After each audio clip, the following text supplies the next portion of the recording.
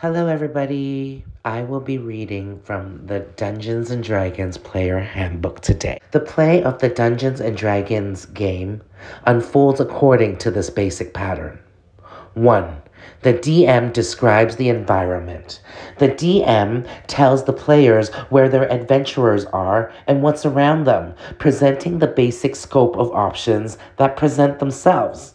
How many doors lead out of a room, what's on a table, who's in the tavern, and so on.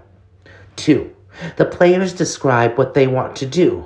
Sometimes the player speaks for the whole party, saying, "We'll take the east door," for example. Other times, different adventurers do different things.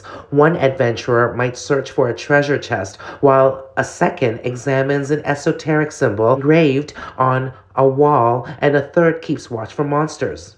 The players don't need to take turns, but the DM listens to every player and decides how to resolve those actions. Sometimes, resolving a task is easy. If an adventurer wants to walk across the room and opens the door, the DM might just say that the door opens and describe what lies beyond. But the door might be locked. The floor might hide a deadly trap, or some other circumstance might make it challenging for the adventurer to complete a task. In those cases, the DM decides what happens, often relying on the roll of a die to determine the results of an action. 3. The DM narrates the results of the adventurer's actions. Describing the results often leads to another decision point, which brings the flow of the game right back to step 1. This pattern holds whether the adventurers are cautiously exploring a ruin, talking to a devious prince, or locked in mortal combat against a mighty dragon.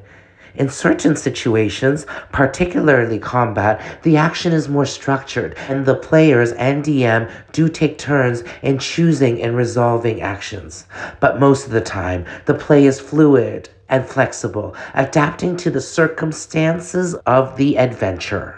Often, the action of an adventurer takes place in the imagination of the players and DM, relying on the DM's verbal description to set the scene.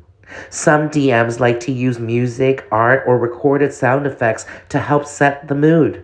And many players and DM alike adopt different voices for the various adventurers, monsters, and other characters they play in the game.